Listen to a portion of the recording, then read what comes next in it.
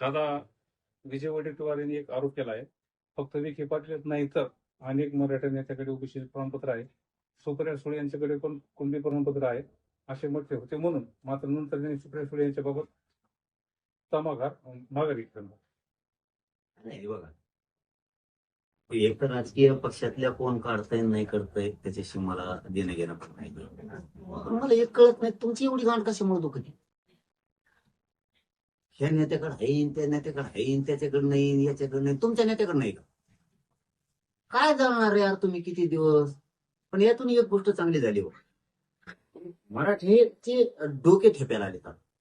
आपल्या ताटात आपल्या शेजारी बसून जेवणारा किती आपल्यावर जळतोय, हे कमीत कमी मराठीचे डोके उजडायला लागले तरी चांगलं व्हायला लागलं नसतं. मलाच म्हणायचे मग ते बोलत येत, याला बोलत येत, त्याला बोलत येत.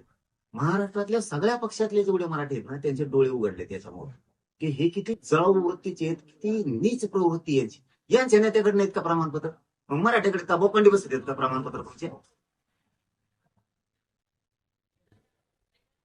सुप्रिया सुळेंनी दावा फेटाळला असून त्या म्हणाले की पुरावा दाखल नाही तर माफी मागा.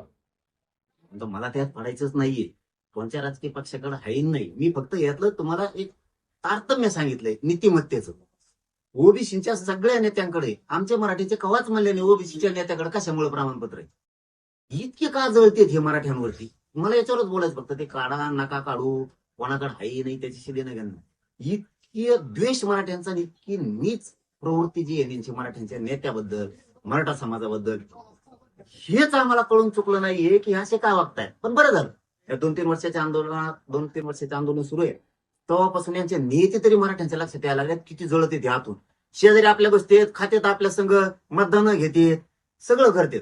पण हे इतके वाईट वृत्तीनं आपल्याविषयी जळतात. म्हणजे इथून पुढे मराठी पक्षातले आणि गरीब मराठी इथून पुढे कमीत कमी आपल्या जवळ जे ते आता त्यांना दाखविणार तरी नाही, कारण आम्ही भोळे मराठी. काय संस्कार तसे कोणाला काही पण दाखवणार.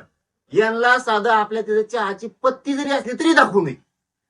इतके घाणवृत्तीचे ते लगेच बाहेर जाऊन सांगायला लागेल की आपल्याजवळ काय सांगणार, यांच्यावर विश्वास ठेवू नका इथून पुढं. पण मला कळतच नाही, असू दे ना, तो काय बापाचं चाललंय का काय का तुमच्या बी नेत्याकडे येतं. आम्ही कधी म्हणत नाही आहेत आमच्या मराठी नेत्याकडे, असून दे ना. का त्या बोकाडी थोडेच बसले प्रमाणपत्र घेऊन. तर आता तुम्ही उपोषण दरम्यान मुंबईला जाणार आहात, उपोषण 19ला इथं आंतरवालीत फायनल, आंतरवालीतच होणार सुरू. परंतु आता जर देवेंद्र फडणवीसांना जरा थोडं मराठ्यांचा द्वेष जागा झालाय, मराठ्यांना अडवायला सुरू केलं, मराठ्यांनी यायचं नाही, मराठ्यावर दबाव टाकायला सुरुवात केला.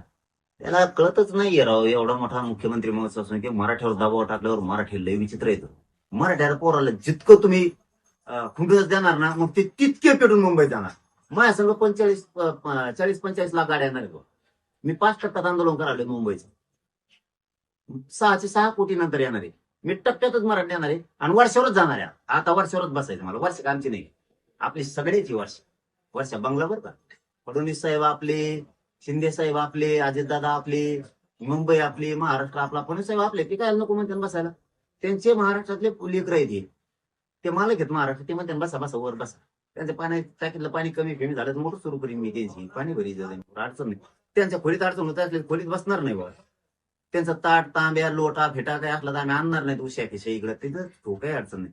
पण मग जर तुम्ही अशी पुन्हा देणार ना, मुंबईत मी येणार आणि कोण आली तो बघतोच बरं, कोणात किती दम येते, काय वाकड करतोय कोण बघू दे.